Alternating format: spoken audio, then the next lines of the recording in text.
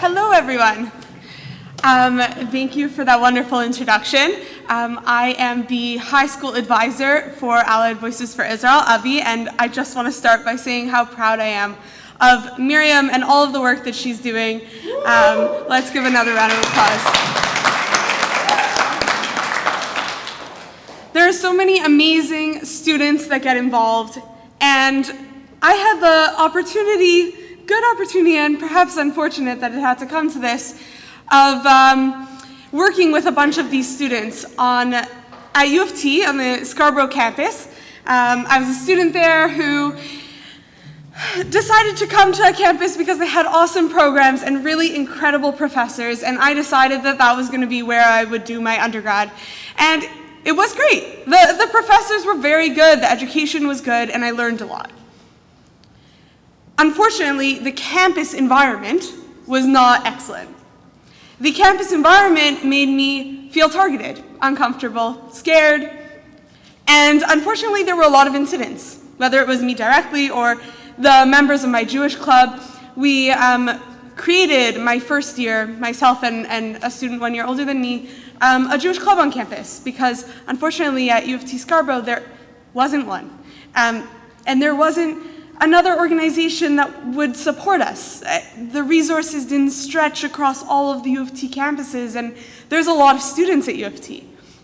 And unfortunately, that club didn't grow to be huge. And right now, it's the last members who were there when I was involved are now graduating, and there might not be that club on campus next year. When I was there, though, there was a group of students who, that was their connection to Judaism, their comfort on campus. We didn't have a space, we booked out space. And we got involved with Department of Student Life and our student union. And at U of T, the student union is elected by the student body on the campus that you are in. So our student union was elected by the Scarborough campus students.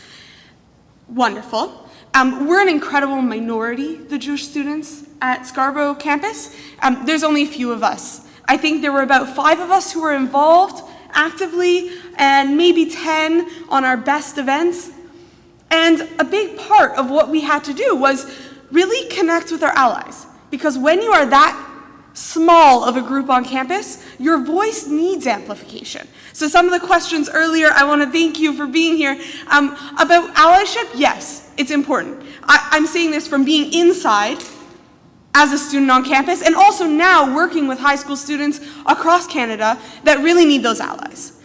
But I'm going to also get to a point that I face directly. It's not the comments about wear your horns, real, true story.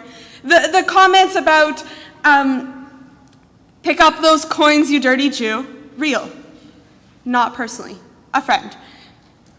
Those weren't my biggest struggle on campus. They were a struggle, and they were uncomfortable, and they shouldn't happen. My biggest struggle, though, which some of you may have heard some of the attached pieces, was actually when it comes down to funding, the legal struggles through my student union. Because what happened? The student union passed a BDS motion. I don't know if everyone here is familiar with BDS, Boycott, Divestment, Sanctions Movement, against Israel. Okay. How does that affect funding? For a club that was called Jewish Student Life. That was what the club was called, okay? So how are those two related? Well, this motion included inside of it a clause saying that they would not endorse funding, they would not pay for any sort of vendors, including food providers, who had any relation to Israel. Any relation going so far as who might have supported Israel at some point, or somebody who was born there and lives here, any of that. What did this mean for us as students? Well, one, it meant our Jewish student life could not be funded. Why?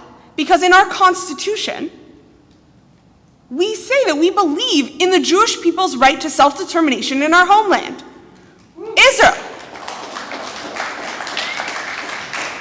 What that means is that there's no funding. Okay, that's one point. That was a big point. A second point is that our student union holds events that's supposed to be for all students.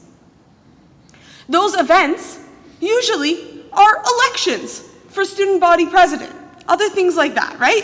They're normal events that should be accessible for all students. And they make a concerted effort to have it be accessible. How do they do this? They provide vegetarian options and halal options. And when we ask for kosher options at the same events, we're told, oh, no, I'm sorry, we can't bring in kosher food. Why? Because the vendors here in Toronto, which is fantastic, but also a challenge, are linked with Israel. The vendors have some connection somehow to Israel, and so you cannot have your religious dietary restrictions at the elections to vote for the next person who's going to decide what motions pass. We are hearing about systemic discrimination. Systemic discrimination is in all of our campuses across Canada, unfortunately. We are talking about slander and other anti-Semitic acts that happen to students directly and individuals in the workforce. Those also, unfortunately, happen across Canada. So what are we doing about it? What I did on campus was stand up a lot and talk to a lot of people and try to make some noise. We were about 5 people. So when it came to votes on motions, we would get all of the proxy votes we could, and we would still be the minority. So much so that we would have speakers stand up when a motion was up, they would speak against, 3 against, 0 for, the vote would go in, and the only votes in support of us were our own votes. That's a big problem. So we need to empower our students. Because those people that I was in school with are now going to be the next leaders. U of T is one of the top universities in Canada. The people who graduate from there go on and they become our politicians, and they become our businessmen and women, and they become all of these leaders for our society. We need to start in schools because those people grow up. They grow up and then they're adults, and they take whatever beliefs that they have with them. So I'm really happy to be here and see a movement like End Jew Hatred because it's necessary. Because I didn't have a choice, not really, as a student. I had to stand up. There was nobody else standing. And I didn't have a choice for those other 5 people because I told them, you have to show up. There's nobody else who will stand and vote with you. And that shouldn't happen again. So you all have networks, and you have students that you're involved with, and you have young kids that you're involved with, and you have adults that you're involved with. And you can make a difference, because that support that I had from organizations and that I had from community members made the difference of whether I would continue the next time a vote came up. Because it's really isolating. But when you have people who are standing with you, who are saying, yes, that's the correct thing, yes, it's not okay what's happening, then suddenly you know that you have a community.